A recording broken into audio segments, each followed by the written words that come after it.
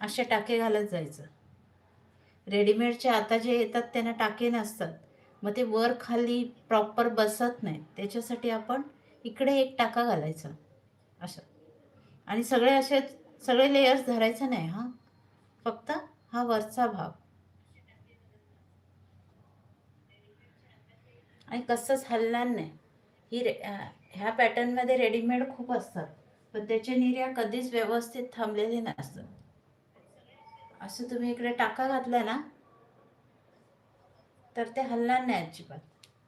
आता ही बघा, ही आहे शाही मस्तानी नऊवारीची पॅटर्न. ओके, आता ह्यालाच आपण राजलक्ष्मी करता येतो.